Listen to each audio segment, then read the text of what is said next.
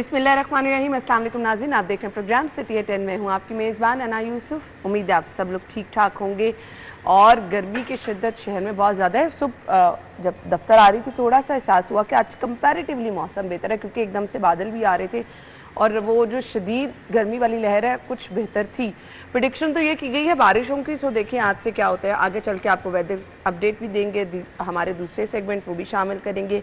11 बजे इंशाल्लाह आपकी बर्थडे हम जो है वो विश करेंगे। प्रोग्राम के आगाज़ में सबसे पहले आज की खबरें। नवाज शरीफ 6 साल बाद बिला मुकाबला सदर मुंतखब, फ्लैटीज में मुस्लिम लीग नून का पावर शो।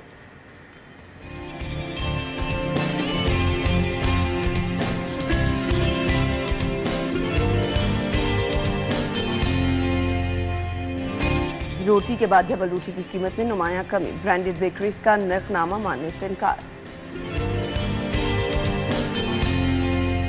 50,000 घरानों को मुफ्त बिजली कैसे मिलेगी, आज के शो में बताएंगे।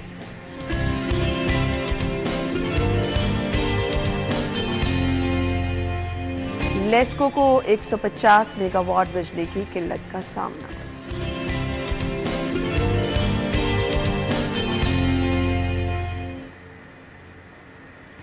Welcome back. खबरें आप जान चुके हैं। डिटेल्स के लिए हमारे सीनियर रिपोर्टर राव दिलशाद हुसैन साहब इमरानी ने ज्वाइन किया। अस्सलाम वालेकुम। बहुत बहुत शुक्रिया। पहली खबर राव साहब आप ही की खबर, आपकी तरफ आ जाते हैं। नवाज शरीफ 6 साल बाद बिला मुकाबला सदर मुंतखब हो गए हैं।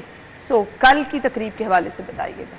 देखिए, बड़ी पुरवकार तकरीब थी। आमतौर पर मुस्लिम लीग नून की जनरल काउंसिल्स के जितने भी इजलास हुए हैं वो इस्लामाबाद में ज़्यादातर हुए हैं, और एक वो फेडरल की पार्टी का चूँकि एक तासुर भी देना था। लेकिन ये जो इजलास था ये चूँकि 1 पॉइंट एजेंडा था, जिसमें सदर का इंतखाब, जिसकी जो 2 रोज़ में जो तमाम तर वो कागजात नामजदगी की कार्रवाई थी वो मुकम्मल की गई। किसी ने कागजात नामजदगी जमा ही नहीं करवाए, बल्कि हम पूछते थे सीनियर तरीन लोगों से जो कि 1985 से मुस्लिम लीग नून नवाज शरीफ के साथ हैं, और फिर मुस्लिम लीग नून बनती है कि 1993 में, और उससे पहले IGI थी, फिर मुख्तलिफ इत्तेहाद भी रहे।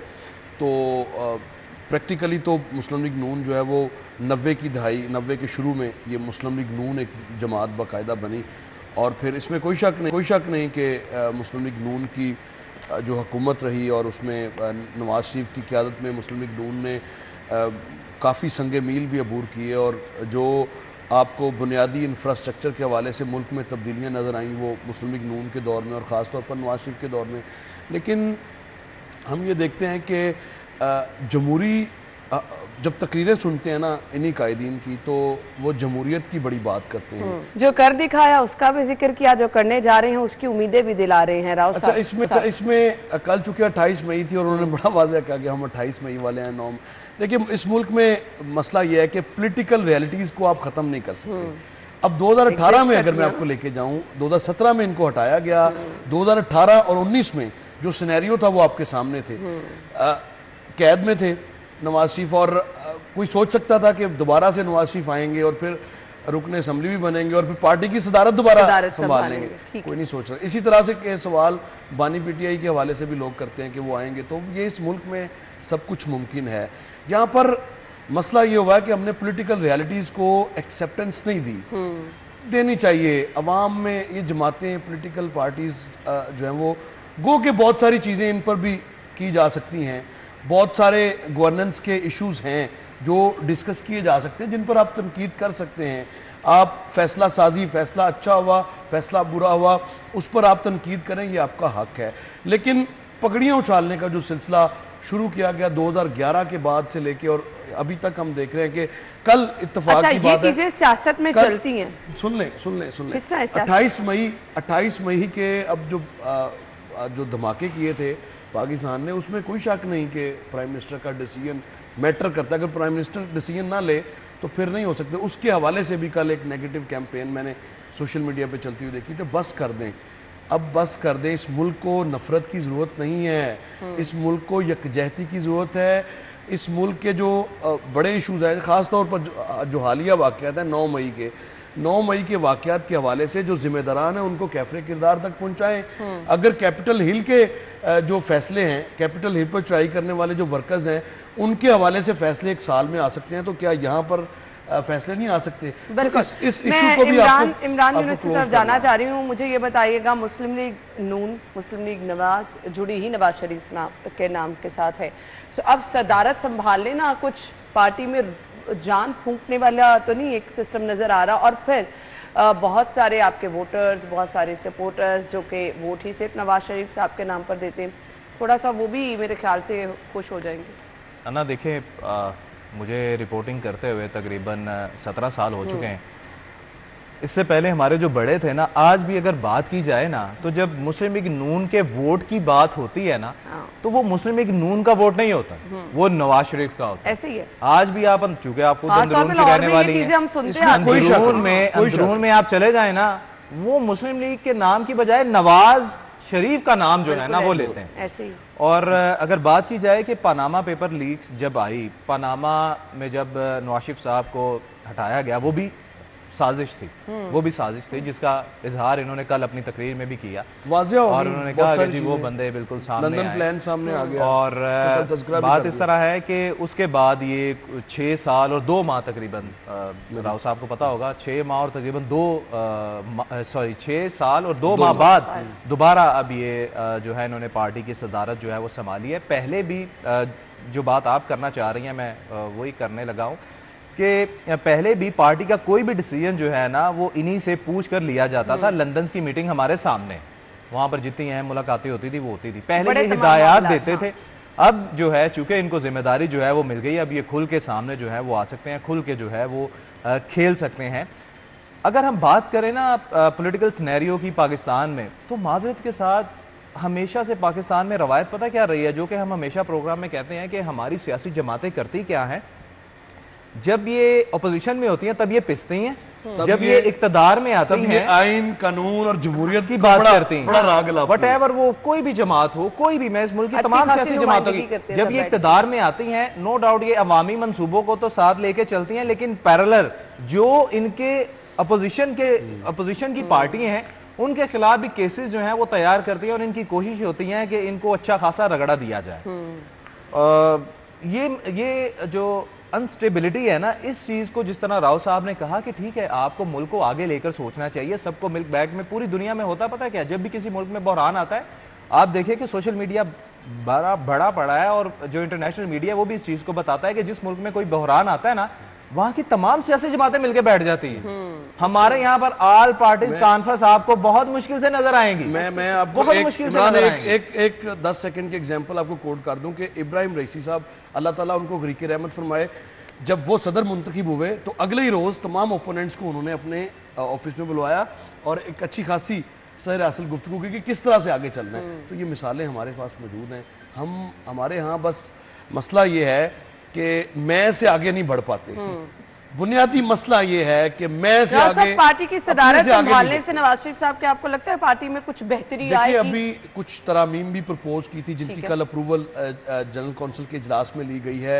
अब आज ही मैं आपको बता देता हूँ कि पंजाब और फेडरल गवर्नमेंट यानी प्राइम मिनिस्टर को और वज़ीर आला को जाती उमरा में एक इजलास होने जा रहा है जिसकी सदारत मियां नवाज शरीफ करेंगे, और वो बजट तजावीज़ के हवाले से है जो कि अभी 11 बजे ये इजलास होगा जाती उमरा में, और ये अगले ही रोज़ है। देखिए मैं ये बात कर रहा हूँ पॉलिटिकल रियलिटी की। पॉलिटिकल रियलिटीज़ को आप वो एक्सेप्टेंस हम नहीं दे पाते जो उनको मिलनी चाहिए। अभी पीटीआई की हम बात करते हैं, कितना ज़्यादा पीटीआई के हवाले से हम देखते हैं कि स्पेस नहीं दी जा रही, और कुछ उसमें उनका अपना भी कसूर है। उनका अपना वो हर बॉल पे वो छक्का मारना चाहते हैं, तो हर बॉल पे छक्का लग नहीं सकता, आपको कोई 2-4 बॉल्स रोकने भी पड़ेंगे तो रोक लें। तहम्मुल से मुल्क को किस तरह से आगे बढ़ना है उसमें अपना इनपुट दें बतौर अपोजिशन। आप अभी देखिए हर मुल्क में एक शेडो कैबिनेट होती है अपोजिशन की सूरत में, लेकिन हमारे यहाँ मजाल है कि कोई शेडो कैबिनेट हो, कोई शेडो वजीर खजाना हो, कोई वजीर खारजा हो जो तजावीज़ दे।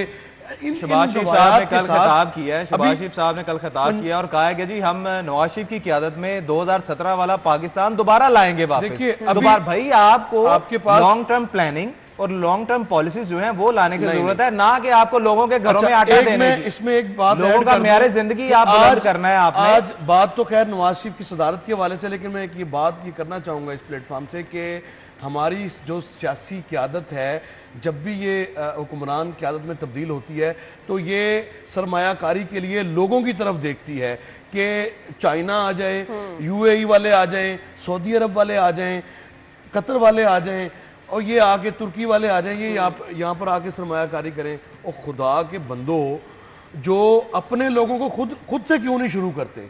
जो हुक्मरान अशराफिया की जायदादें बाहर हैं उनको बेच के खुद सरमायाकारी इस मुल्क में क्यों नहीं करते? आपके पास यहाँ पे वसीम मौके और मौजूद हैं। अभी आपने हालिया से तो वो लेकर गए हैं, वापस क्यों लाए? देखिए मसला ये है, उसका दूसरा पहलू भी, ले जाने का एक दूसरा पहलू भी है, उसको भी ज़ेरे गौर आपको लाना पड़ेगा कि लोगों को यहाँ से सरमाया मुंतकिल करने की ज़रूरत क्यों पेश आती है।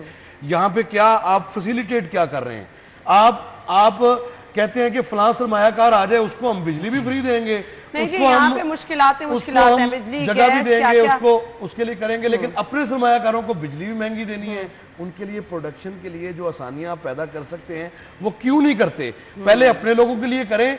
और इस मुल्क में इतना पोटेंशियल है कि इस मुल्क के सिर्फ लाहौर और कराची के जो सरमायादार हैं उनको एतमाद में लें और उनको कहें कि आप काम करें, बांग्लादेश की तर्ज पे दें उनको भी आप बिजली फ्री। देखते हैं ना क्यों चाइना ने कैसे तरक्की की है, कितना तरक्की की है ना। आप जो इंडस्ट्री ग्रो कर रही है उसको फैसिलिटेट करें।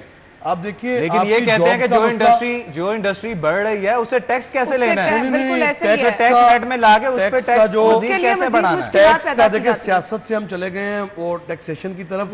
मुसावियाना टैक्सेशन का जो निजाम है वो नहीं है यहाँ पे, बिल्कुल ऐसे। अच्छा जी, ये कहा जा रहा है, शहबाज शरीफ साहब कह रहे हैं हर इम्तिहान पे पूरे उतरेंगे और जी साजिशों से पार कर देंगे, अवाम के लिए क्या कुछ ले आएंगे।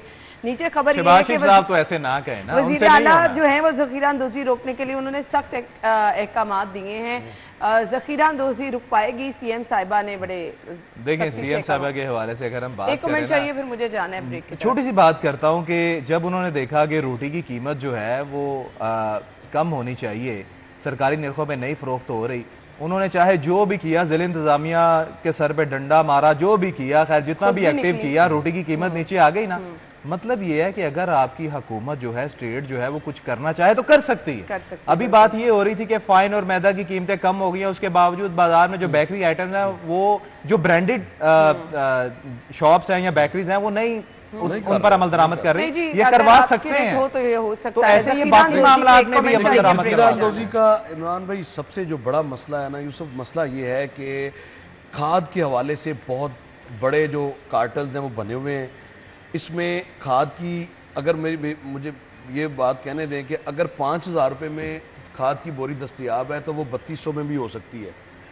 ये नहीं हो सकता कि 3,200 में ना और 5500 में अवेलेबल हो। तो इसका मतलब है कि मौजूद है, मोनोपोली को आपने ब्रेक करना है।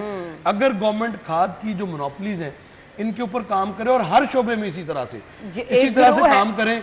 गाड़ी लेने जाएं, आपको ऑन देना पड़ेगा, कोई चीज भी लेना चाहिए। आजकल वाला कोई नहीं है। आजकल मुख्तलिफ हाउसिंग सोसाइटीज के वो फाइल्स बिक रही हैं, आपको ऑन देना पड़ेगा। और भाई किस बात का आप इश्तेहार दे रहे हैं कि आपको 700 रुपए की, कोई महकमा पूछने वाला नहीं है, वो दिखाया और माल दर माल बनाए जा रहे हैं, अमीर से अमीर होते जा रहे हैं। ये रवैयों को भी देखिए ना, मुझे बताएं उन सोसाइटीज का क्या हुआ माजरत के साथ। जिन सोसाइटीज ने लाहौर में जितनी भी आपकी ग्रीन लैंड थी सारी खत्म की, सोसाइटीज बनाई, आपके महकमा ने क्या किया उनके खिलाफ? और मुझे बताएं ना, आपका सारा फिरोजपुर रोड जो है सोसाइटी से बना 12 करोड़ की ड्राइवन रोड देख ऐसे ही है। खैर ब्रेक ले लेते हैं, ब्रेक के बाद हम आपको ज्वाइन करेंगे, हमारे साथ रहिएगा।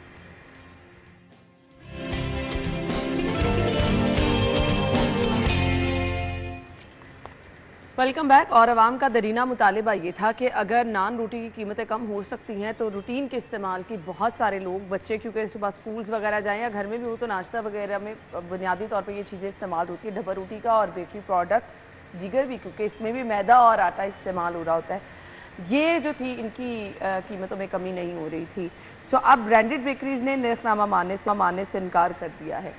इमरान, देखिए हम यही बात कर रहे थे कि ये ज़िला इंतज़ामिया जो है, ये सारा बोझ जो है अब उस पर आ गया है कि हुकूमत ने तो कह दिया कि जी कीमतें जो हैं वो कम कराई जाएं। हुकूमत ने पहले भी ज़िला इंतज़ामिया को एक टास्क दिया था रोटी के हवाले से, और अगर मैं बात करूं, ज़िला इंतज़ामिया कामयाब हुई कि जो सरकारी नर्ख थे पूरे लाहौर में ज़िला इंतज़ामिया एक्टिव हुई, अपने जितने प्राइस कंट्रोल मजिस्ट्रेट्स हैं, जितना स्टाफ है, उसके ज़रिए इन्होंने कीमतें कम करवाई और ये उसमें कामयाब भी हुए। जिस तंदूर पर हम जाते थे, आप यकीन जाने वाकई रोटी कम मिलती थी, इसका क्रेडिट तो हम अपनी ज़िला इंतज़ामिया को देते हैं। ठीक है, उसके बाद सिर्फ नान और रोटी नहीं बल्कि ऐसी कई चीज़ें हैं जिनके सरकारी नर्खनामे निकलते हैं और हमें नज़र आता है कि उन पर अशिया खुरोनोश जो है वो दस्तयाब नहीं होती, और अगर वो दस्तयाब है तो उनकी क्वालिटी ऐसी होती है कि बंदा घर नहीं ले जा सकता। और अब जो है कि जब ये चीज़ हो गई है कि फ़ाइन और मैदा जो है उसकी कीमतें कम हो गई हैं, तो मेरे ख्याल के मुताबिक ये जो आम दुकानदार हैं ना, स्पेशली इनको कीमतें कम करने की ज़रूरत है। ब्रांडेड जो बेकरीज हैं, हम किसी एक ब्रांड का नाम नहीं लेते, ब्रांडेड जो ब्रांड्स हैं ना, जो ब्रांड ये चीज़ें बेचते हैं, वो उनसे कीमतें कम करवाना तो बड़ा आसान है। क्यों राव साहब, क्या बात करते हैं, उनसे आप कीमतें कम करवा सकते हैं। गरीब लोग हैं बेचारों की बस 2-2 4-4 दुकानें हैं, वो भाई 1 घंटे के लिए अपनी बेकरी सील नहीं करवा सकते, और बेचारों के पास पता नहीं खाने पीने के पैसे हो या ना हो, आप उन्हें कह रहे हैं कि डबल रोटी सस्ती कर दें। वैसे तो उनको खुद से शर्म आनी चाहिए कि अगर 15,000 की बोरी जो है वो 5,200 रुपये यानी 9,800 रुपये का, देखिए 9,800 रुपये का फ़र्क है। लेकिन मजाल है, मैंने गुज़िश्ता रात ही में एक बेकरी में कि यार आपने कीमतें कम नहीं जी, हमने तो नहीं की। और वो बेकरी कौन सी है जिसकी लाहौर शहर में 50-100 बेकरी हैं और बड़ा ज़बरदस्त ब्रांड है वो, और इसी तरह से और भी काफी ज्यादा है। खुद से तो कोई भी नहीं काम करेगा ना, ये तो आपको इम्प्लीमेंट कराना पड़ेगा। मैंने इसलिए कहा ना कि एक सेकंड इमरान भाई, एक सेकंड मुझे बताएं, खुद से बढ़ाने के लिए ये तैयार रहते हैं? किसी से पूछ के बढ़ाते हैं कीमतें? जब ये बढ़ाते हैं, इन्होंने ये पिछले 1 साल में महंगाई की आड़ में इन्होंने जो 120 रुपए की डबल रोटी थी उसकी कीमत इन्होंने 260 से 265 रुपए की है, और कहीं पर 240 है और आज भी 240 है। अब मुझे बताएं कि जब मैदे की कीमतें कम होंगी जिसका कि ये इस्तेमाल करते हैं, या आटे की कीमत कम होगी, आप छोड़ दें मैदे को, गंदम की कीमतें अगर कम होंगी, जो कि अब मार्केट में भी कभी 5300 होती थी तो आज 2700-2800 पे है। और मुझे कल ही एक जो किसान था वो मिला, कह रहा था कि गंदम पड़ी हुई है, कह रहे हैं कि 2800 रुपये की लेंगे लेकिन पेमेंट 3 माह बाद करेंगे। आप बताएं मुझे, ना ये गन्ने वालों को पेमेंट होती है टाइम पे, ना गंदम वालों को होती है, और ये पैसा कमाने के लिए ये हर चीज कैसे करेंगे। और फिर उसके अलावा इससे जुड़ी जो प्रोडक्ट्स हैं, बिस्किट्स हैं, केक रस हैं, उन सारी चीजों में मुझे बताएं कि चले आपकी बेकरी की दीगर प्रोडक्ट्स चले आप देखिए, आपने अगर आप कहते हैं कि जी हम जो केक है ना वो हम ऑस्ट्रेलिया से आटा मंगवा के बनाते हैं या उसका मटेरियल जो है वो यूके से मंगवाते हैं, तो चले मान लेते हैं जी आपकी बात, या यूएसए से आप मंगवा के कुछ स्पेशल इंग्रेडिएंट्स उसमें इस्तेमाल करते हैं, तो चलें जी डॉलर महंगा हो गया तो चलें। और गंदम से क्या करना है, यही की है और बिल्कुल वादू है।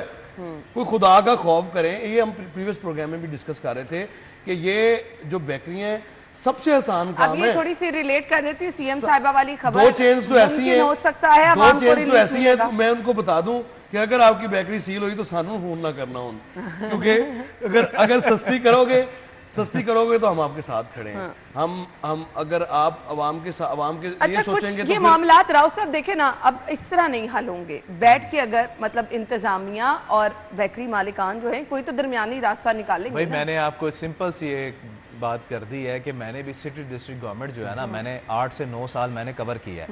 मुझे पता है इनका तरीका वारदात क्या होता है। मैं तरीकेकार की बात नहीं कर रहा, तरीके वारदात की बात कर रहा हूँ कि जब इन्होंने किसी भी चीज़ की कीमतें कम करनी होती हैं या सरकारी रेट पर अमल दरामद जो है वो करवाना होता है ना, ये कैसे करते हैं, ये बुलाते हैं, समझाते हैं, बात समझ आ गई तो ठीक है, नहीं तो एहलकारों को भेजते हैं, जाएगा तो यार इसको तो सील करो ना। सील कर दिया, आप यकीन जाने ये जो ब्रांड्स है ना, ब्रांड ये यकीन जाने आधा घंटा अपनी शॉप, अपनी दुकान, अपना बिजनेस क्लोज नहीं कर सकते। 4 से 5 ब्रांड्स ऐसे हैं जिनके नाम लेना मुनासिब नहीं, लेकिन आपको भी पता है और साहब आपको भी पता है, पूरा शहर शिद्दत जज्बात में मुझे बार बार लगता है राव साहब नाम ले देंगे। पूरा शहर जो है वो इन्होंने जकड़ा हुआ है। और इनको वैसे तो रजाकराना तौर पे चाहिए था। क्या ये इनका मुल्क नहीं है? बिल्कुल ऐसे ही। ये एक बेकरी से 100 और बेकरियां हो यकीन गई माने हैं। इससे आपका एक कारोबार सेकंड। ज्यादा बेहतर ही चलेगा। एक बेकरी भाई ये से- मुल्क भी उनके हैं और सुन ले, और सुन ये ले, सियासी जमातें भी सुन ले, उनकी सुन हैं। ले। अब आप आ जाएं इस पे आ जाएं। एक एक दो बेकरी से दो बेकरी से अब माशाल्लाह से 100 बेकरीज के करीब पहुंच चुके हैं और ये आपने यहीं से कमाया है। इन्हीं लोगों से यही अंडे डबल रोटियां और केक रस और ये चीजें बेच के आपने ये कमाया है। और आप पता नहीं कौन कौन सी मुख्तलिफ मिलें भी आप लगा चुके हैं, लेकिन कोई रहम करें इन शहरियों पे। ये आपके लोग हैं, इनके बारे में भी सोचें। अगर आपको एक चीज, अगर आपकी प्रोडक्शन कास्ट कम हुई है तो अगर शहरियों को रिलीफ भाई बिजनेसमैन नहीं सोचता, चाहिए तो ये था, बिजनेसमैन नहीं सोचता, चाहिए तो ये राव था, साहब कहाँ बैठे हुए हैं चाहिए आप? तो ये था कि बाहर ये अपने बोर्ड वेजा कर देते कि जी अब सस्ता हो गया जी, और राव साहब हम किस भी दुनिया में बैठे हम भी हुए कर हैं रहे साहब? हैं। ये- लेकिन चूंकि इखलाकियात यहाँ पे सिर्फ ये तभी मुमकिन है लफाजियत में नजर जब आती है। सीएम साहिबा, जब खुद इंतजामिया जो डंडा लेके निकलेगी तभी मुमकिन हो सकता अब है। डिस्ट्रिक्ट Otherwise- एडमिनिस्ट्रेशन जब कार्रवाई otherwise करेगी तो फिर फोन किनको आएंगे? नहीं, ये मुमकिन नहीं, अब ये फोन किसको आएंगे ये तो छोड़ दे। अब मुमकिन बनाना इंतजामिया और ये- की जिम्मेदारी है, क्योंकि अगर Exactly. गंदम की कीमतों में इतनी कमी हो गई है तो आवाम को रिलीफ ना मिलेगी, ये तो शदीद ज्यादती है। ब्रेक के बाद आएंगे।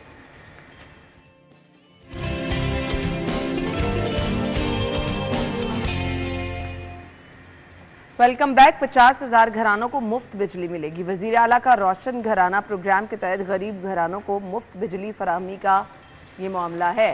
क्या मामला है ये? देखिए, ये पहली तकरीर में जो बिजली की आप बातें सुनते थे कि मरियम नवाज शरीफ जब तकारीर करती थी इलेक्शन कैंपेन में, तो हम बिजली सस्ती देंगे, 100 यूनिट वालों को 200 यूनिट वालों को रिलीफ देंगे, वो सारा आजकल सोशल मीडिया में भी चल रहा है कि जो इनके अपने बयानात थे वो जाहिर है। तो उस पर इन्होंने पहले तो प्लान ये किया था कि जो 100 यूनिट या 200 यूनिट तक बिजली इस्तेमाल करते हैं इनको, इनके घरों को सोलराइज कर दिया जाए, और सोलर देंगे तो ऑब्वियसली उनकी जो बिजली की ज़रूरत है वो पूरी होगी, और फिर उनका जो बिल है वो 10, 12 या 15 यूनिट्स या 20 यूनिट मैक्सिमम यूज़ होंगे, तो उसका तो बिल ना होने के बराबर है। यानी बमुश्किल 1000 तक जो है वो उनका बिल होगा, यानी लाइन रेंट और ये वो टैक्सेस वो इंक्लूड होंगे उसमें। लेकिन उसके साथ ही एक फैसला किया गया था कि इतनी खतीर रकम जो सोलराइजेशन पे खर्च करनी है, इसकी प्रोडक्शन क्यों ना यहाँ पर ही करवाई जाए। उसके लिए चाइना की मुख्तलिफ कंपनीज हैं जिनके साथ बात चल रही है कि वो सोलराइजेशन के जो यूनिट्स हैं वो यहीं पर लगाएं। ये एक अच्छा ऑब्जेक्टिव है। अगर आप इस पर जाते हैं कि इतनी बड़ी इन्वेस्टमेंट जो आप करने जा रहे हैं, बजाय इसके कि ये ख़रीद कर और ज़र मुबादला भी आप खर्च करेंगे, और इसमें बेशक आप वेट कर लें और इसकी वेट कर लें और इसको बढ़ा लें कि 100 यूनिट वाला नहीं बल्कि इसमें 200 यूनिट वालों तक या 250 यूनिट जो खर्च करते हैं उनको भी इसमें कैटर कर लें, लेकिन बेशक ताख़ीर हो, लेकिन इसकी प्रोडक्शन यहीं पर होनी चाहिए। उसके आपको दो फ़ायदे हैं।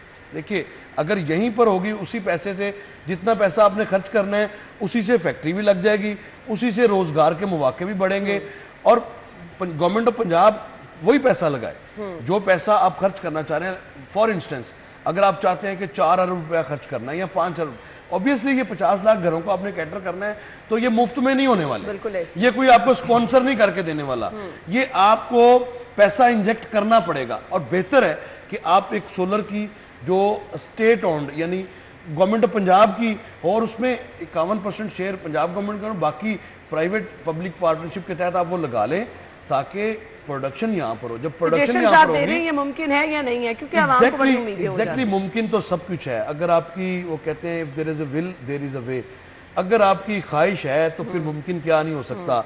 ये V8 गाड़ियों में खुद फिर सकते हैं हुक्मरान, 12-12, 15-15 करोड़ की गाड़ियों पे वो सिर्फ जैमस लगा के ये फिर सकते हैं। तो आम आदमी के लिए 1,20,000 या 2 लाख का कुछ भी नहीं है, 2 वाकई लाख का कुछ नहीं है। ये सिस्टम कुछ भी नहीं है। ये प्रोजेक्ट जो है, जिसको रोशन घराना प्रोग्राम जो है पंजाब हुकूमत की जानिब से नाम दिया गया है, जिसके तहत आपने 50,000 घरों को, पूरे पंजाब में 50,000 घरों को आपने सोलर जो है वो देना है, और इसके लिए तकरीबन 10 अरब की एस्टिमेटेड कॉस्ट जो है वो भी रखी गई। बड़ी अच्छी सोच है। चलें, थोड़ा सा तो आप रिलीफ दे रहे हैं ना। देखिए, जब आपने अवाम को रिलीफ देना है ना, तो फिर आपके पास आइडियाज़ बहुत ज़्यादा होते हैं। आपके पास जो है वो थिंक टैंक्स बैठे हुए हैं। देखें, अगर मैं बात करूं कि जिस तरह मैंने बात की कि मुझे 17-18 साल रिपोर्टिंग करते हो गए हैं, राव साहब को भी इसी तरह हो गए हैं, आपका भी ये एक्सपीरियंस होगा। ये जो मुस्लिम लीग नून है ना, इसके पास हमसे बड़े ब्रेन बैठे हुए हैं। हमारा ब्रेन जो है ना, वो पता है क्या कहता है? क्यों? क्योंकि हम डेली घूमते हैं रोजाना। अगर कोई रोजाना कोई 10, 20 या 100 बंदों को मिलता है, तो हम जो हैं, हम जर्नलिस्ट, हम 1000 बंदे को मिलते हैं रोजाना। मैं यहाँ पर एक छोटी सी बात जो है ना, हमेशा ये कहता हूं कि अगर आपने अवाम को रिलीफ देना है, ये बिजली के बिलों से निकालना है। देखें, आपके पास जब बिजली की प्रोडक्शन जो है वो है ही नहीं, बिजली बन ही नहीं रही, आप लाइन लॉसेस में जा रहे हैं, बिजली पैदा ही नहीं हो रही, नए डैम जो हैं वो बन ही नहीं रहे, और जो जेरे तामीर हैं वो अभी तक वो बन ही नहीं पाए, तो फिर आपने करना क्या है? आपके यहाँ पर तकरीबन 11 महीने तो सूरज रहता है ना, और खूब आबोताब के साथ रहता है, ठीक है।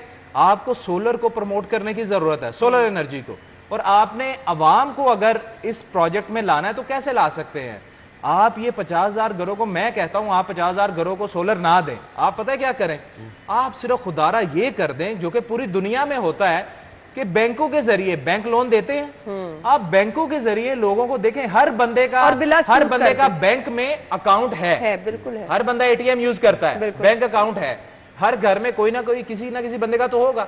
यार आप खुदारा, आपके पास डाटा है, बिजली के बिलों की मदद से, बिजली के बिलों की मदद से फेस्को कैसे चलेगा? मैं वही बात कर रहा हूं ना, आपको पता है कि बिजली के बिलों की मदद से आपको पता चल सकता है कि किस घर में कितनी बिजली यूज होती है। जो इन्होंने बात की 100, 150, 200 यूनिट की, आप क्या कर सकते हैं? बैंकिंग के जरिए सस्ते सोलर पैनल जो है आसान किस्तों पे आप दे सकते हैं। वो लोग जो बेचारा अपने घर में सोलर लगाएगा कुछ महंगा, वो क्या करेगा? जो उसने बिल देना है ना, वही वो किस्त वापस करेगा। ये होती है सोच। अगर आपने अपनी आवाम को उसके पांव पे खड़ा करना है, हाँ, बिल्कुल ऐसे जो आप बात कर रहे हैं कि आपका वो कैसे चलेगा लेस्को, फिर तो आप अवामी सोच तो ना रखें ना। देखिए, लेस्को के पास पहले 700 और अब ये जो प्रोजेक्ट है, मुझे आप बताएं, ये कह रहे हैं कि ओ भाई और लेस्को चीफ जो है वो वैसी बड़ी तनख्वाह लेता है, ज़िल इंतजामिया जो है, सारे ने फिर भी ज़िल इंतजामिया जो है वेरिफिकेशन करेगी। मुझे ये बताएं, क्या पंजाब गवर्नमेंट, वज़ीर आला पंजाब या डीसी साहबा लिख के दे सकती है कि ये 100% ठीक होगा? आप ये बात क्या गारंटी है इसकी? आप ये बैंक से कर्जा लेने की बात करें, मैं ये बात कर रहा हूँ कि अगर कर्जा नहीं लेना, सोलर पैनल लेना, और आपने वो पे तो करना है ना, पे करना है ना। आप देखिए, गवर्नमेंट की ये पॉलिसी नहीं, गवर्नमेंट ये कह रही है कि हमने वादा किया था हम मुफ्त देंगे। देखिए, बड़ी अच्छी बात है कि रियासत भी कुछ दे रही है, कुछ दे तो दे, लैपटॉप्स दे रही है। फिर ये देखिएगा, मैं कहता हूं इनमें से अगर 30,000 को भी मिल गए ना, अच्छा आपने करना क्या है? तो ये बहुत बड़ा मैं ये कह रहा हूं कि आप वैसे तो जो इंफ्रास्ट्रक्चर को डेवलप करने के लिए तो आप पब्लिक प्राइवेट पार्टनरशिप की बड़ी बात करते हैं, क्यों नहीं आप पब्लिक प्राइवेट पार्टनरशिप की बात करते हैं कि आपके यहाँ सोलर बनना शुरू हो, उसकी बैटरीज यहाँ पर बने? मैं ये बात कर रहा हूँ। उसके बाद आप फिक्स कर लें कि आपने 50 नहीं 1,50,000 लोगों को दें 1,50,000 लोगों को आप दे सकते हैं। राव साहब, ये तो आप अगले स्टेप की बात कर रहे हैं ना, जब आप माशी तौर पर मुल्क को बेहतर करना है, रोजगार पैदा करना है, पैसा वही लगना है। अगर आपने 5 बिलियन रुपीस अगर आपने खरीद के और वो कोई कॉन्ट्रैक्टर की दिहाड़ियां लगवानी है, अगर आपने कॉन्ट्रैक्टर्स की दिहाड़ियां लगवानी है तो वो आपकी मर्जी है। मैं ये कह रहा हूं कि एक पॉलिसी ज़ेरे गौर है पंजाब गवर्नमेंट में कि पंजाब गवर्नमेंट खुद प्रोडक्शन, ये बहुत अच्छी पॉलिसी होगी और ये फॉर द लॉन्ग रन है। पंजाब गवर्नमेंट तो ये भी कर सकती है, रोशन घराना के साथ साथ आसान एक साथ पर सोलर की ऑप्शन भी दे सकती है। आप 5 सालों में हर साल 5 सालों में आप 1 लाख घरों को मुक्त कर लें। आप ऐसा करें ना, अवाम आपके साथ है, आप नवाज शरीफ रोशन घराना प्रोग्राम नाम दे दें जो बैंकिंग के थ्रू देना है, हम आपके साथ है। यार कुछ तो करें ना, अवाम को सहूलत तो दें, अवाम को। नवाज शरीफ उनका ये ऑब्जेक्टिव नहीं है, वो मुफ्त देना चाह रहे हैं। नहीं, मैं ये कह रहा हूँ नवाज शरीफ IT सिटी बन रहा है, हर चीज बन रही है, नवाज शरीफ कैंसर हॉस्पिटल, हर चीज बन रही है नवाज शरीफ साहब के नाम पे। बड़ी अच्छी बात है भाई, अच्छी बात है, बनना चाहिए। अवाम को फैसिलिटेट करें और आप चीजें धड़ाधड़ बनाते जाओ, उसमें किसी को कोई इशू नहीं है। ब्रेक के बाद आपको ज्वाइन कर लेते हैं।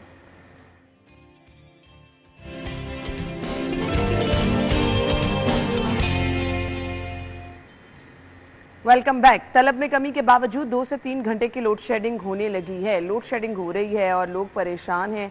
अब तलब में कमी भी हुई है और अभी हम कह रहे हैं कि लेस्को के पास बिजली भी है। राव साहब, देखिए प्रीवियस ईयर की आपको बात है, ये तकरीबन 4,500 मेगावाट से भी क्रॉस कर गया था। ये मुझे याद पड़ता है, गलत भी हो सकता है ये फिगर, इसको हरफ आखिर ना समझा जाए। 5,000 के करीब, 5,000 के करीब था शायद। सिप्रा साहब ये खबर दे रहे होते थे, मुझे याद है कि इतनी ज़्यादा डिमांड है और इनके पास जो सप्लाई थी वो 4,000 समथिंग और 600-700 का जो इनके पास शॉर्टफॉल रहता था, जिसकी वजह से लोड शेडिंग करना पड़ती थी। तो अब तो जितना सोलर लग गया, इसका मतलब है कि लाहौर शहर में तकरीबन 2,000 मेगावाट बिजली जो है वो सोलर पर मुंतकिल हुई है। बिल्कुल ऐसे। अब यानी लोगों की जान छूटी है लेस्को के इस जंगल से, और जिसमें से credit goes to interior minister Mohsin Raza Naqvi sahab कि जिसने फौरी तौर पे इस सारे इशू को टैकल किया और उसके बाद फिर अब इनको नकेल डाली और मई में ओवर बिलिंग जो है वो ज़ीरो है। ये शुक्र है कि लेकिन मुझे समझ नहीं ना आ रही इसकी लोड शेडिंग जो हो रही और है। लोड शेडिंग को मैं बताता हूँ आपको, उन एरियाज में लोड शेडिंग की जा रही है जहाँ पर लाइन लॉसेज हैं, बिल्कुल होनी चाहिए वहाँ जहाँ पर बिजली चोरी है। बाकी लोग क्या करें जो बिजली चोरी नहीं कर रहे? लाइन लॉसेज कैसे हैं राव साहब? देखिए 5%। अब अगर उनके इलाके में बिजली चोरी हो गई है वो नहीं कर रहे, बता देता हूँ ना मैं। राव साहब जिस एरिया में रहते हैं ना, आप यकीन जाने राव साहब जिस एरिया में रहते हैं ना, वहाँ पर बहुत ज्यादा इंडस्ट्री है। उस एरिया की बैक साइड पे बहुत ज्यादा इंडस्ट्री है, बहुत ज्यादा इंडस्ट्री है। होता पता है क्या, ये बंद रोड का सारा इलाका इधर जितना भी देख लेना, वहाँ होता क्या है, वहां पर जो बिजली चोरी होती है ना, चले बिजली चोरी के खिलाफ मुहिम तो चली हुई है, उस चीज को भी साइड पे रखें। होता क्या है, जहां पर बिजली चोरी होती है वो करते क्या है, फिर उन लाइन लॉसेस को पूरा करने के लिए ना फिर वो ओवर बिलिंग भी करते रहे, ठीक है, लोड शेडिंग। और फिर सबसे बड़ी ज्यादती जो हो रही है ना इस वक्त, राव साहब मेरी बात को सेकंड करेंगे, वो सरकारी महकमों और जिले इंतजामिया के साथ हो रही है। पता क्या हो रही है, ये लमसम बिल डालते हैं सरकारी महकमों को, जिला इंतजामिया को, और ये जो वो स्ट्रीट लाइट, वो रोड लाइट्स जो जलते ही नहीं है उसका बिल भी डालते हैं। और उल्टा जिला इंतजामिया को जो खंबे लगाए गए हैं, जो सरकार की जमीन पर लगाए गए हैं लेस्को, उसका भी रेंट नहीं देता, बिल पे कर देते हैं, वो भी नहीं देता। वो बिल पे करते हैं भाई, ये बिजली काट देते हैं। राव साहब बैठे इनसे पूछे टाउन हॉल की बिजली कितनी बार कटी है, बिल्कुल अभी कई बार खबरें हमने दी हैं, ये बिजली काट देते हैं, फिर वो बेचारे किस्तों में देते हैं, लेकिन लेस्को अपनी गलती नहीं मानेगा। ये लाइन लॉसेस इसी बात है कि जी हमारी तारे बोसीदा है, तारे बोसीदा है, ट्रांसफार्मर जल गए हैं, बिजली जाया और ये नहीं हो रही। सबसे बड़ी बात ये है, वो भाई बिजली चोरी जिस दिन अना रुक गई ना, उस दिन तमाम चीजें हल। तो और बिजली चोरी होती कैसे है वो सबको पता है कि अब इनका अमला, इनका स्टाफ, इनके अफसरान की वजह से होती है। काम तो हो रहा है। थैंक यू सो मच आप लोगों के वक्त का शुक्रिया। हम हेडलाइंस के बाद आपको ज्वाइन करेंगे।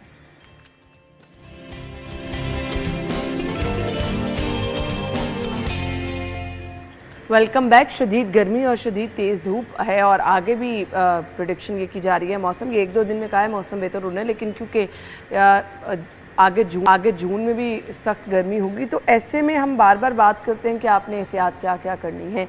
सो एहतियात का एक पहलू ये है कि वो लोग जो कि शदीद गर्मी में बाहर जाते हैं और शिकायत ये करते हैं कि आंखों में रेडनेस हो जाती है, सूरज से आंखें जो हैं वो चुभन सी महसूस होती है शदीद धूप की वजह से। फिर इसके साथ साथ जिनका मुसलसल बाहर ही काम करना है उनके लिए एहतियात क्या है। आप एहतियात के तौर पर अगर सनग्लासेस पहनते हैं तो वो कैसी होनी चाहिए। वो लोग जो कि एकदम से बाहर काफ़ी देर धूप में आकर जब वापस आते हैं तो ये भी कहते हैं मुसलसल आंखों के आगे अंधेरा आता है, उन्हें क्या करना है। बच्चों के लिए एहतियात क्या है, बड़ों के लिए एहतियात क्या है। और फिर गर्मी में एक प्रैक्टिस ये भी हम देखते हैं, यूनिवर्सिटीज़ में बहुत सारी लड़कियां जो हैं वो लेंस का इस्तेमाल भी करती हैं, कॉन्टेक्ट लेंस जो है वो भी इस्तेमाल कर रही होती हैं। सो शदीद गर्मी में आंखों की हिफाजत आपने किस तरह करनी है। बिलाशुबा अल्लाह ताला ने आपको ये बहुत बड़ी नेमत दी है जिससे आपको तमाम कुदरती हुस्न, अपने इर्द गिर्द तमाम चीज़ें नज़र आती हैं। सो इसकी एहतियात हमने किस तरह से करनी है, professor doctor Moin eye specialist हमें ज्वाइन कर चुके हैं। वेलकम करेंगे। अस्सलाम वालेकुम डॉक्टर। वालेकुम सलाम। क्या है? बहुत बहुत शुक्रिया। ये शदीद गर्मी क्या हमारी आंखों को मुतासिर भी करती है? क्योंकि हमें तो लगता है प्यास लग रही है, पसीने आ रहे हैं, बस गर्मी है, आंखों को भी क्या मुतासिर करती है? जी, आंखों को बिल्कुल मुतासिर करती है और हमें पता नहीं लगता कि कर रही होती है, लेकिन कई चीज़ें उसकी वजह से आ जाती हैं। धूप में जिस तरह आपने कहा प्यास लगती है तो बॉडी में पूरे में पानी की कमी हो जाती है, तो उसकी वजह से जो आंसू हैं उसकी मिकदार भी कम बनना शुरू होती है, तो आंखें ड्राई रहना शुरू हो जाती हैं।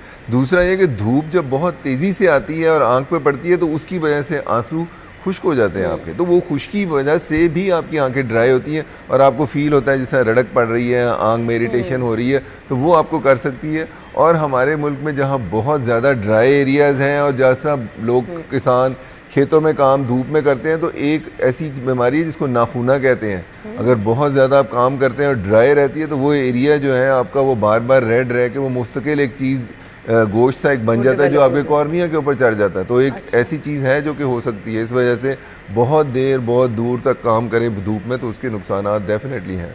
ठीक है, अब मुझे ये बता दीजिएगा, फोटो सेंसिटिविटी, तो वो बचपन से कहते हैं कि हम तो धूप में बगैर ऐनक के नहीं जा सकते, तो ऐनक आपके लिए एक बहुत बड़ी प्रोटेक्शन है। और जिस वक्त आप धूप में निकलते हैं तो आपकी आंख के अंदर देखें एक टिश्यू होता है जिसको जब आंख करते हैं तो आपका प्यूपल जो है वो छोटा हो जाता है, और वो जब बहुत ज़्यादा तेज़ धूप में जाता है तो वो फोर्सफुली फुली करता है कि मतलब जितनी कम से कम पीछे रोशनी जाए आपको प्रोटेक्शन के लिए। तो जब वो मसल स्पैज़म में चला जाए तो आपको हेडेक भी हो सकती है, लोगों को सर में दर्द होती है कि धूप में निकले हैं या तो आप होती है। हाँ जी, तो आप सर के आगे हाथ रखना शुरू कर देंगे या कैप पहन लेंगे। तो इस वजह से आप देखें ब्रिटिश राज में लोग सोलर हैट हुआ करती थी, तो इस वजह से तो कैप एक टोपी जो है या कोई भी चीज़ जो आंखों से धूप को शेड दे वो आपकी आंखों को सुकून देती है, क्योंकि वो जो एक मसल की वजह से हेडेक होता है वो कम हो जाता है। फिर दूसरी चीज़ है सनग्लासेस। सनग्लासेस एक ऐसी चीज़ है जो कि कई काम करती है। एक तो आपकी लाइट जो जा रही है पीछे पर्दे में वो कम करती है, पर्दे के ऊपर तेज़ धूप से जो नुकसान हो रहा है उसको रोकती है, सामने से जो डस्ट आ रही है उसको भी प्रोटेक्ट करती है, और सबसे इम्पॉर्टेंट है यूवी लाइट जो आपकी आंख में जाती है वो भी दो किस्म की है, यूवी ए और बी। तो ग्लासेस में आपने देखना तो यूवी 400 जो मैक्सिमम प्रोटेक्शन है जो वो ग्लासेस दें, यानी कि 100% यूवी लाइट, तो वो मोस्ट यूज़फुल है आपके लिए। ठीक है, सो आपने ये करना है।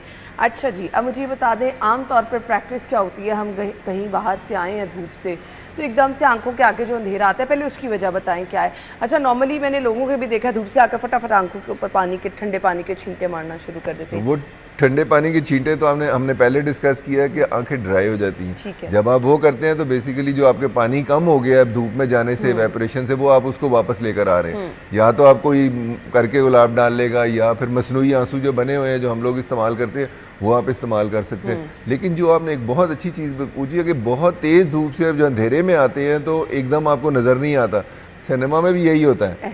तो वो आपकी बॉडी के अंदर जो पर्दे के अंदर दो सेल होते हैं, एक वो आपको डे लाइट में दिखाते हैं जिसको कोन्स कहते हैं, और एक आपको रात को दिखाते हैं जिनको रॉड्स कहते हैं। तो जब आप धूप से एकदम अंधेरे में आते हैं तो दोनों सेल्स एक सिस्टम दूसरे सिस्टम पे स्विच ओवर करता है, तो वो कन्वर्जन का टाइम है वो लगता है, जिसको आप डार्क अडेप्टेशन कहते हैं। वो जिनको पर्दे की बीमारी हो तो वो डार्क अडेप्टेशन बढ़ भी जाती है, या एक बीमारी है जिसको अंधराते की बीमारी कहते हैं, जिसके अंदर के लोगों को अंधेरे में नज़र ही नहीं आता।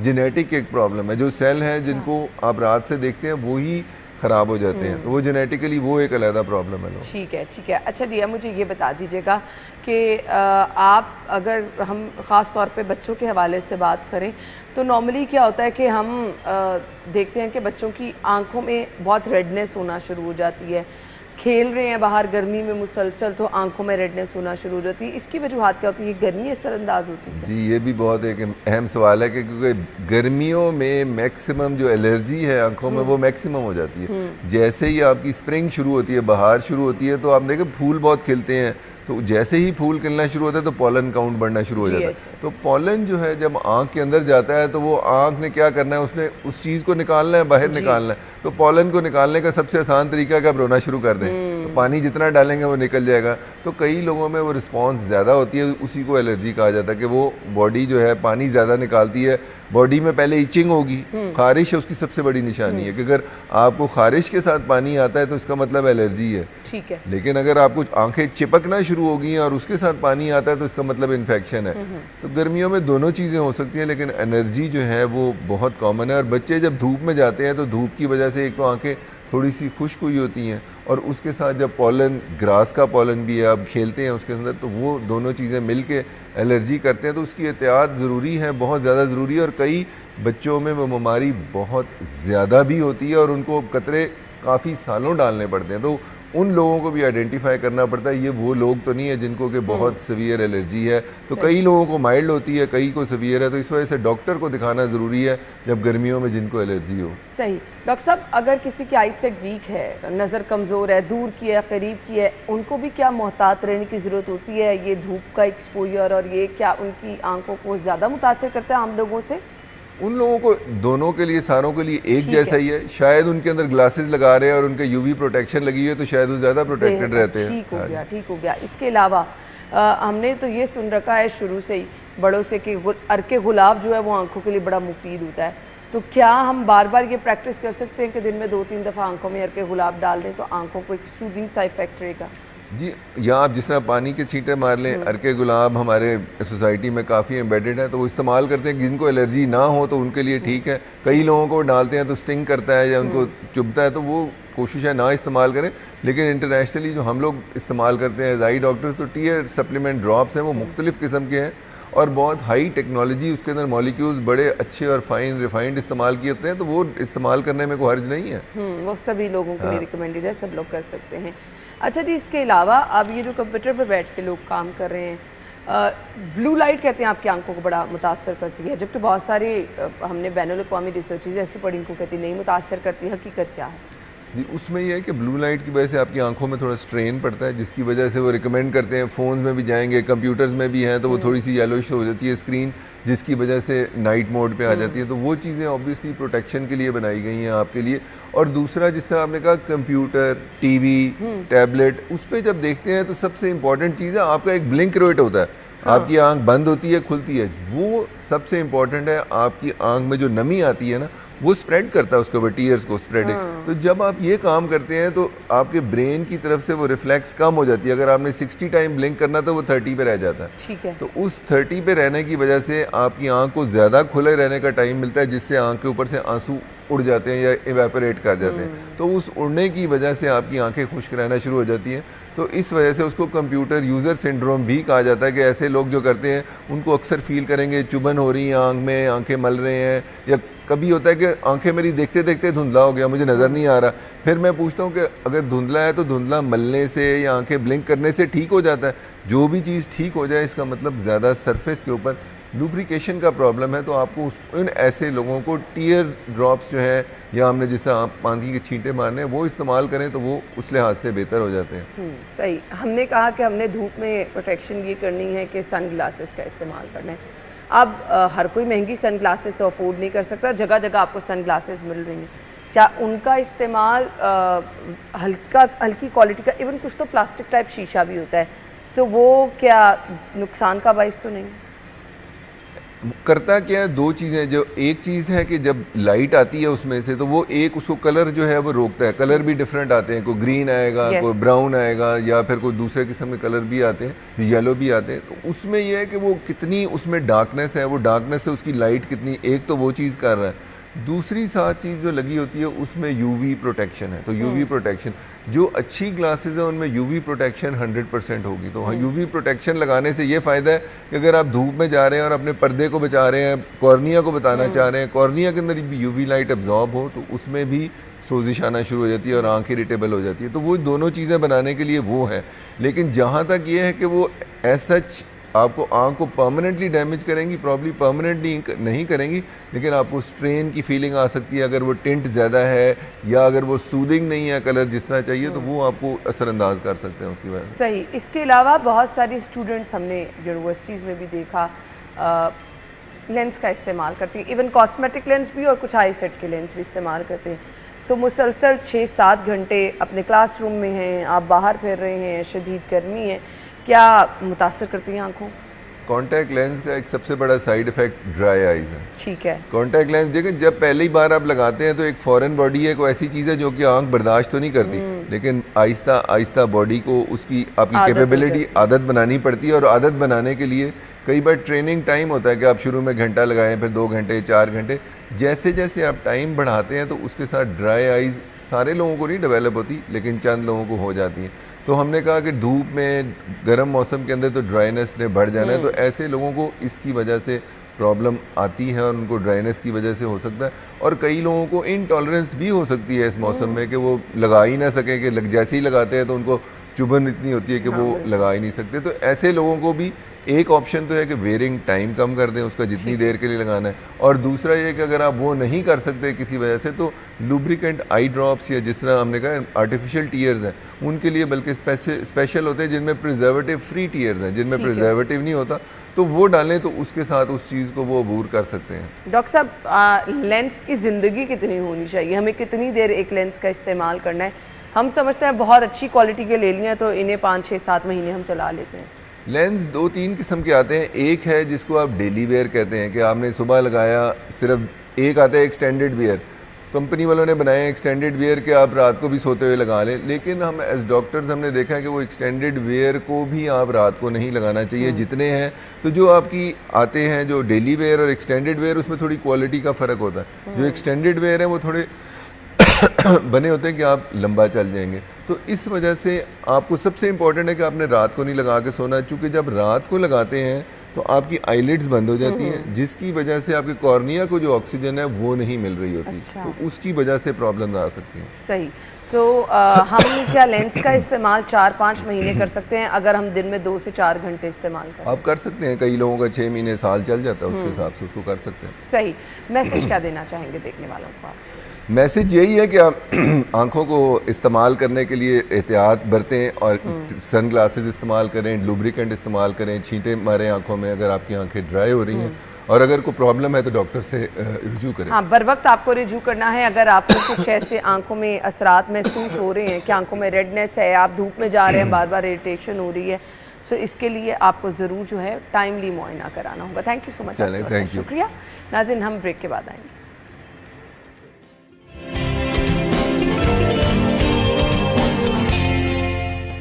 Welcome back. एक बार से फिर आपको खुश आमदीद कहेंगे। प्रोग्राम के हिस्से में हम डिस्कस करने वाले हैं, हर कोई चाहता है उसका घर खूबसूरत नज़र आए, और अगर हम खूबसूरत घर को थोड़ा सा गर्मी के मौसम से रिलेट करें तो हम चाहते हैं कि खूबसूरत के साथ साथ हवादार भी होना चाहिए। अगर खिड़कियों से हवा आए, घर अगर खुला हो, मतलब आप छोटे घरों को भी आप अच्छे तरीके से मैनेज कर सकते हैं। आपके पेंट कलर बड़े डिपेंड करते हैं कि गर्मियों के सीज़न में आपको वो बड़ा सूथिंग इफेक्ट देते हैं। लाइट बड़ी मैटर करती है, आपके इर्द गिर्द घर में कितना, अब कुछ लोगों को इतना घर में सजावट का शौक होता है कि वो सजावट के चक्कर में बहुत ज़्यादा घर को वो कर लेते हैं ना, कंजस्टेड सा हो जाता है।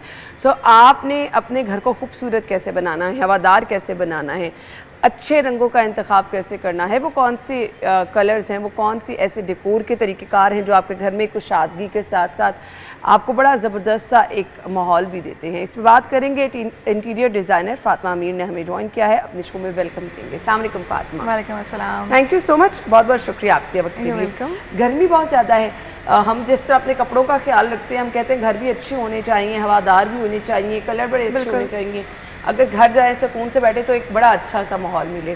करना क्या है इसके लिए?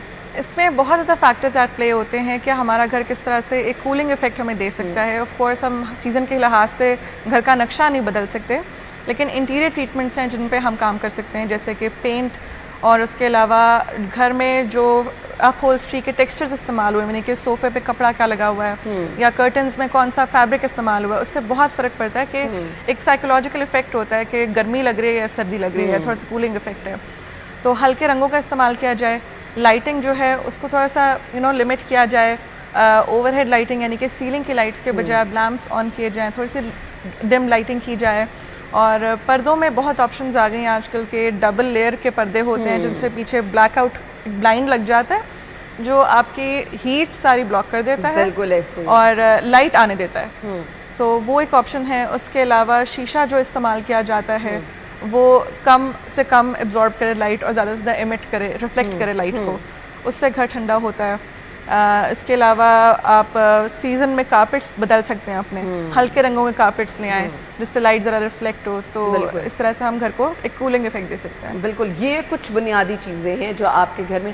अच्छा, क्या छोटे घरों को भी हम कुशादा दिखा सकते हैं खुला? बिल्कुल, क्योंकि हम कहते हैं घर में फर्नीचर तो आपने रखना ही रखना, अब उसकी मैनेजमेंट बड़ी मैटर करती है। बिल्कुल ऐसे ही है। अगर आपका फ्लोर एरिया छोटा यानी कि आपका कवर्ड एरिया कम है तो हमें कोशिश करनी चाहिए कि जो भी फर्नीचर पीस है वो ज़मीन से रेज्ड हो, यानी कि वो लेग्स पे रेस्ट कर रहा हो और आपको फ्लोर एरिया पूरा खुला नज़र आ रहा हो। उससे आपको एक इफेक्ट ये मिलता है विजुअली कि जैसे आपका फ्लोर एरिया बहुत बड़ा है और फर्नीचर सॉर्ट ऑफ फ्लोट कर रहा है ज़मीन से ऊपर। सही। तो ये बहुत एक इम्पॉर्टेंट फैक्टर है जिसको ध्यान में रखना चाहिए। सही।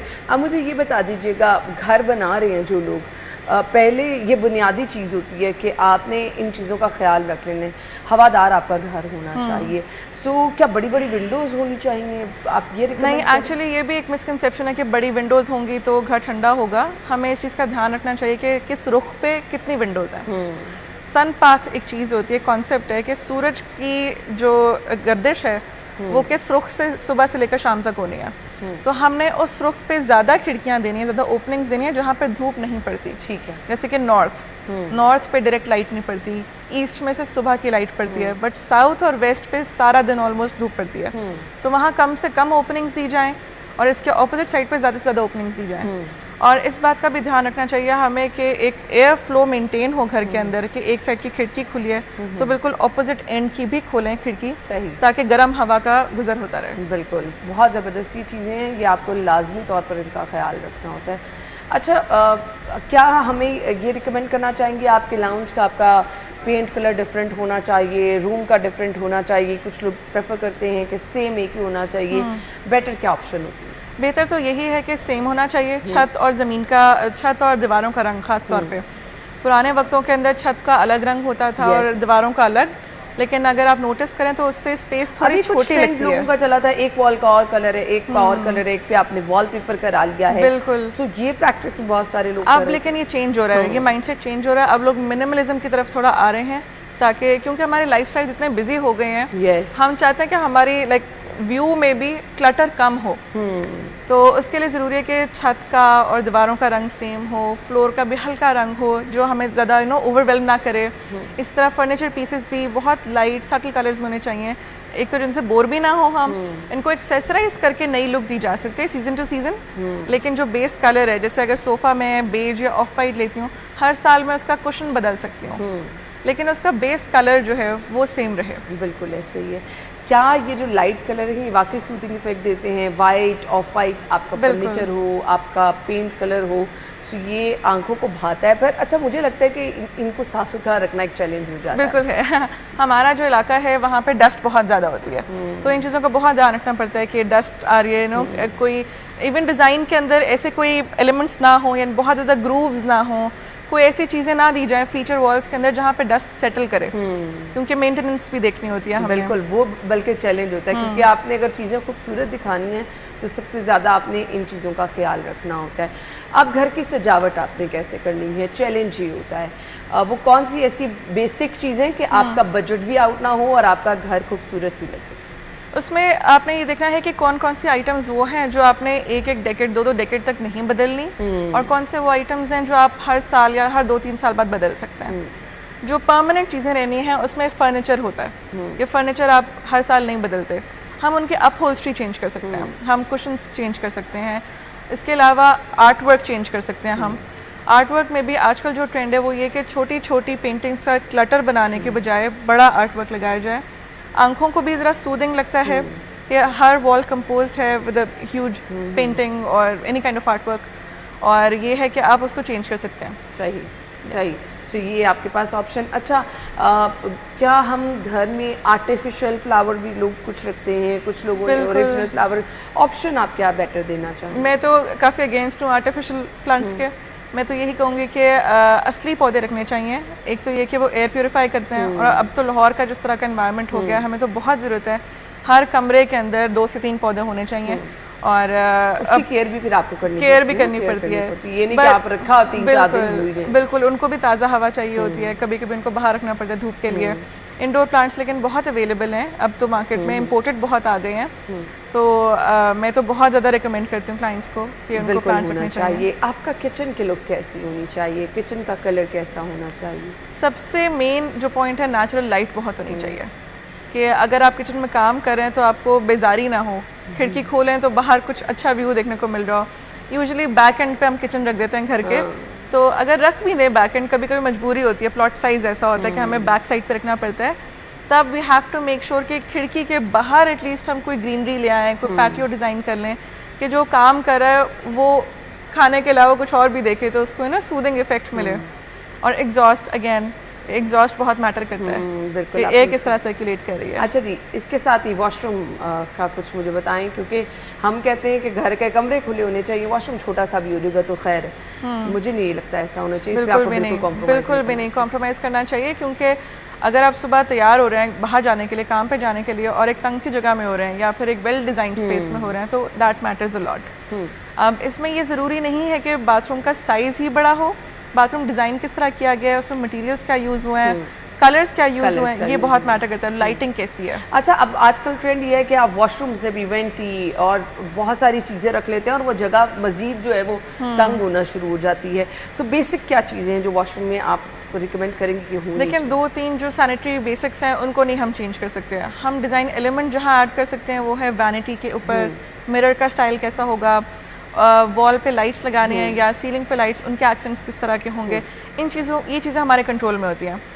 बाकी ये है कि इसको बहुत लो मेंटेनेंस होना चाहिए एक बाथरूम को। ये एक वेट एरिया है हमारे घर का, तो हमने ये ज़रूर देखना है कि प्रैक्टिकल भी होना चाहिए। बिल्कुल, और इसके कलर टाइल्स वगैरह ऐसे होने चाहिए कि आपको क्लीनिंग में भी आसानी हो, क्योंकि ये मुश्किल तरीन मसला होता है। थैंक यू सो मच, आपके वक्त का बहुत बहुत शुक्रिया। नाज़रीन, हम ब्रेक लेंगे, ब्रेक के बाद आपको दोबारा से ज्वाइन करेंगे, हमारे साथ रहिएगा।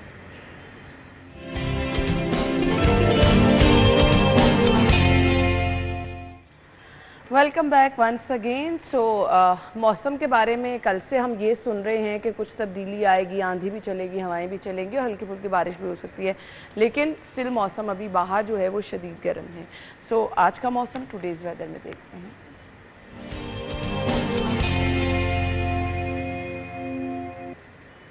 कोमल की तरफ चलेंगे, हमारे साथ अभी डॉक्टर साहब मौजूद थे जिन्होंने बताया कि बाहर आपने कैसे केयर करनी है। मैं तो अक्सर आपको कहती हूँ, बल्कि कोमल को भी कहा था कि अम्ब्रेला का इस्तेमाल करें। सो डॉक्टर साहब ने भी बताया है कि अगर बाहर आप मुसलसल हैं तो ग्लासेस का इस्तेमाल आपने करना है। सो अभी कोमल की तरफ चलते हैं, मौसम की शिद्दत जानते हैं और देखते हैं कि एहतियात क्या लोग कर रहे हैं। ओवर टू यू कोमल। बिल्कुल अन्ना, लाहौर शहर के मौसम के हवाले से बात की जाए तो सूरज की तेज किरणें हैं, लाहौरियों को एहतियात बरतने के हवाले से ताकीद की जा रही है। कहा जा रहा है कि जैसे अभी सूरज काफ़ी तेज़ है, अगर हम अम्ब्रेला नहीं लेंगे तो ये किरणें जो हैं वो काफ़ी ज़्यादा डायरेक्टली आप पर इफ़ेक्ट करेंगी, तो अम्ब्रेला हमरा लेकर निकलें। और इसी के साथ साथ जो है वो ये भी हिदायत की जा रही हैं कि जब भी आप बाहर निकलें तो अम्ब्रेला तो आपने लेनी ही है, लेकिन उसी के साथ साथ ग्लासेस का भी इस्तेमाल करना है। आप अपने हमरा ग्लासेस लेकर निकलेंगे तो यकीनी तौर पर जो है वो आप ना सिर्फ बेहतर महसूस करेंगे, बल्कि जैसे हम देखते हैं कि गर्मी बहुत ज़्यादा बढ़ जाती है और इस सिलसिले में जो है वो लाहौर के बासियों को कहा जाता है कि ग्लासेस का भी इस्तेमाल करें और इसी के साथ साथ अम्ब्रेला भी हमरा लेकर निकलें, क्योंकि जब आप अम्ब्रेला हमरा लेकर निकलेंगे तो यकीनी तौर पर मौसम की तपीश शिद्दत से भी खुद को महफूज रख सकेंगे। इसी के साथ साथ जो है वो माहिरीन बता रहे हैं कि आज लाहौर में बारिश नहीं होगी और इसी के साथ साथ मौसम शदीद गर्म और खुश्क रहने वाला है। अब आप ये सोच रही होंगी कि कल बता रहे थे बारिश होगी और आज कह रही हैं कि बारिश नहीं है, तो माहिरीन ये बता रहे हैं कि लाहौर में मौसमियाती तब्दीलियां देखने में नज़र आ रही हैं। माहिरीन ने पेशगोई की थी कि शहर लाहौर में 1 जून तक बारिश बरसेगी, लेकिन वो पेशगोई पाकिस्तान भर की थी जिसमें लाहौर शामिल तो था, लेकिन मुकम्मल तरीके से 100% पेशगोई नहीं थी कि सिर्फ लाहौर में बारिश अच्छी बरसेगी। माहिरीन कह रहे हैं कि बारिश के जो इम्कानात हैं वो आइंदा 1 रोज़ तो नहीं है, लेकिन 1 रोज़ के बाद शायद लाहौर के मुख्तलिफ मकामात पर जो है वो बारिश बरस सकती है। लिहाजा तब तक हीट स्ट्रोक से बचने के लिए जो है वो आप हिफाजती तदाबीर पर अमल दरामद कर यकीनी बनाएं। जी, मतलब कोमल ने तो हमारी तमाम बातें मानना शुरू कर दी। अभी डॉक्टर साहब ने जो कुछ कहा, मेरे ख्याल से कोमल ने तमाम चीज़ें सुन ली और उस पर अमल भी कर दिया। मतलब अम्ब्रेला मैंने कहा था, डॉक्टर साहब ने कहा कि आपने ग्लासेस लगानी है। अब क्या कल से कोमल हमें इसी अंदाज में नजर आएगी बीपर के लिए? लेकिन यही एहतियात आप सब लोगों पे करनी है अगर आप बाहर कहीं जा रहे हैं। तमाम लोगों को, हर एज ग्रुप के लोगों को बहुत शदीद धूप में आप ग्लासेस ज़रूर पहनें, अम्ब्रेला का ज़रूर इस्तेमाल करें, क्योंकि ये शदीद धूप जहाँ हमें लगता है कि जी हमें प्यास लग रही है, पसीना आ रहा है और डिहाइड्रेशन हो जाती है, वहाँ हमारी आंखों को भी उतनी मुतासर करती है। आगे ऑलमोस्ट पूरा महीना आप लोगों को यही केयर करनी है। अपना बहुत सारा ख्याल रखिए। गर्मी की शिद्दत से महफूज रहने के लिए आप लोगों ने ये मय्यस ज़रूर लेने हैं। अगर आप घर हैं, पानी का इस्तेमाल ज़्यादा करें, लोड शेडिंग बहुत ज़्यादा क्योंकि हो रही है, तो घरों में भी आपको मोहतात रहने की ज़रूरत है। ऐसा नहीं है कि अगर आप बाहर जा रहे हैं तो आपको ये तमाम मय्यस लेने हैं, घर में भी आपको ये तमाम चीज़ें इनका ख्याल रखना है। आप अपना बहुत सारा ख्याल रखिएगा। फीडबैक और सजेशन हम तक ज़रूर पहुँचाइएगा। अगर कोई टैलेंट है वो भी शेयर कीजिए। अपना ख्याल रखिएगा। अल्लाह हाफ़िज़।